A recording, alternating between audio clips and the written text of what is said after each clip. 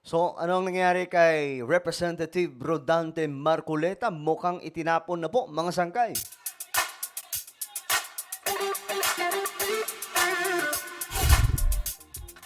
Solo, what's up, mga sangkay? Ako muli ito, Sangkay Janjan, muling nagbabalik dito sa ating channel. Pag-usapan po natin ngayon, mga sangkay, itong nangyari kay Representative Marcoleta. No? Nakakalungkot man, pero mga sangkay, ito nga po ay talagang nangyari. Well, alamin po natin. Anyway, bago tayo mag-umpisa, pag-subscribe po muna yung ating YouTube channel. Ayan po, sa baba ng video na to, mga sangkay, makikita nyo po yung subscribe button.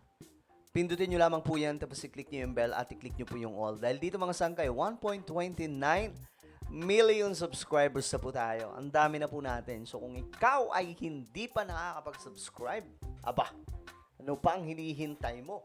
Click the subscribe down below, okay? Click the bell and click all. Sa mga nanonood po sa Facebook, i-follow nyo po yung ating Facebook page. Okay, usapang gulo ng politika sa Pilipinas. Kung Marcoleta, posible daw po maging independent sa Kamara. Matapos sipain po o tanggalan ng kanyang mga posisyon.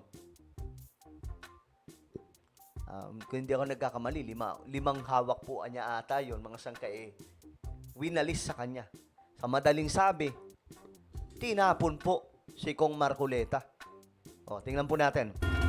Posible namang maging independent si Sagip Party List Representative Rodante Marcoleta matapos nitong alisin o alisan ng komite sa Kamara, bagay na hindi naman ito kinakakatakutan, lalo't ganun din naman daw ang estado ng ibang miyembro ng mababang kapulungan. Narito ang ulat ni Jackie Resho. Posibleng maging independent sa Kamara si Sagip Party List Representative Rodante Marcoleta kapag hindi siya nakasama sa minority bloc. Kasi hindi rin hindi rin alam, mga sangkay, kung tatanggapin siya ng minority. Alam niya naman kung sino-sino yung mga nandun, mga sangkay. Sa majority naman, mukhang mas malabo din. So both, mga sangkay, malabo po na makasampa itong si Marcoleta. Parang ang nangyayari tuloy, mga sangkay, parang pinandidirian. Si Marcoleta, walang may gustong tumanggap sa kanya, mga sangkay, ano? Sa panayam sa DZRH, sinabi ni Congressman Marcoleta na nais niya at naaayon din naman sa batas na sumali siya sa minority bloc matapos matanggal siya bilang miyembro ng 5 malalaking komite sa Kongreso. 5 malalaking komite sa Kongreso. So why? Why, Delilah? Bakit nangyari ito, mga sangkay? Ako, madali lang naman sabihin yan. Malamang kasi di ba nga po yung majority sa House of Representatives, lahat ng yun gustong gisahin si VP Sara. Gustong malaman anong nangyari sa pera sa OVP budget or OVP fund. Especially, mga sangkay, yung confidential fund. Ngayon, mga sangkay, maraming gustong malaman ng lahat ng mga congressman tungkol po sa hinihingi at naging budget na nakaraan ni VP Sara. Si Kong Marcoleta, siya po yung tumayong tagapagtanggol ni VP Sara. Keso hindi na daw po sinusunod, mga sangkay, ang proseso. Iniipit lang daw po si VP Sara, di umano, mga sangkay. Pero, ayun nga po, siguro dahil po yun doon. Ako, ganun lang naman eh. Ganun talaga. Alam nyo, mga sangkay, ako nga ay nalulungkot. Ang gulo-gulo ng politika sa Pilipinas. Habang nagkakagulo ang mga politiko sa Pilipinas, mga sangkay, ang Pilipinas po mismo nalulugmok. Eto sa ibang bansa hindi nyo makikita, mga sangkay, na nag-aaway-away itong mga politicians. Siguro kung may mga nag-aaway-away man, hindi benta sa social media. Hindi isinasa publiko. Talagang mga trabahante lamang po sila ng gobyerno. Dito sa ating bansa, Diyos mo Marimar, pag politiko ka, para kang boss. Diba? Ganun po. Kawawa ang ating bansa. I know, guys, makaka-relate po nito yung mga OFW. no, ng mga yung nandyan sa iba't ibang mga bansa na kung saan nakita po nila kung gaano kalago ang kanilang napupuntahang bansa o kanilang pinagtatrabahuan mga sangkay. Pag uuwi sila sa Pilipinas, maawa ka talaga sa ating bansa. Dahil po sa mga politicians na instead na magtulungan, nag-aaway-away.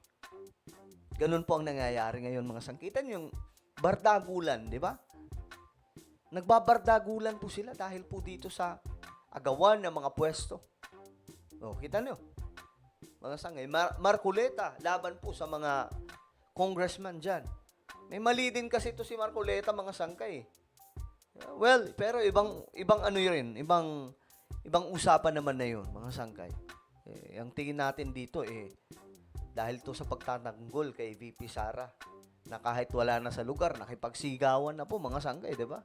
Pero aniya, kung hindi naman siya matatanggap sa grupo, ay magiging independent na lamang siya. No choice siya dyan, maging independent. Kasi ayaw sa majority, ayaw din sa minority. So, saan sa pupulutin? Maging independent ka na lang, ganun na lang. Kasi walang tatanggap sa kanya dyan, mga sangkay. Kasi both minority ayaw sa kanya. Diba? Gaya ng marami ring miyembro ng House of Representatives. Wala pa naman. Kung tatanggapin nila ako, pupunta ako ron dahil yun ang nakalagay sa batas Tuntunin Pero pag hindi ako tinanggap, kapag alam mo naman ang minority namin, ikaw rin naman naging kasama ka rin naman sa House of Representatives. Majority din. Kasama rin nila yan. Kapag hindi nila akong tinanggap doon, magiging independent na lang ako. Malabo talaga mga sangkay, no? Makabayan block. Diyos mo, ano yun, makatutol block Malabong tanggapin doon si Kong Marcoleta.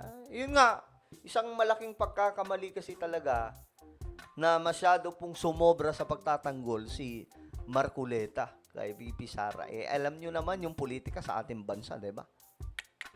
Sayang, sir.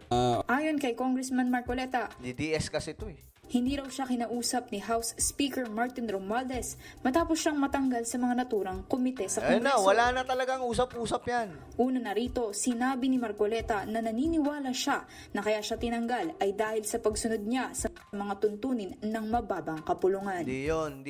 Tingin ko doon, yun yung pakikipagsigawan niya na talagang tahasan niyang pinagtatanggol si VP Sara. Tingin ko yun yung dahilan doon. Diba?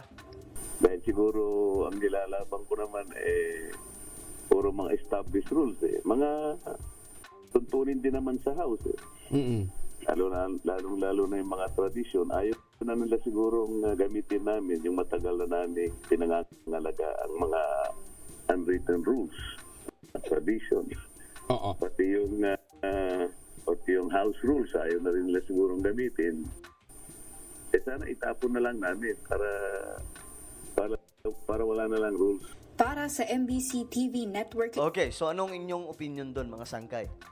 Halatang masama yung loob ni Kong Marcoleta, no? Wala nang may tumatanggap sa kanya. Diyos mio, Marimar.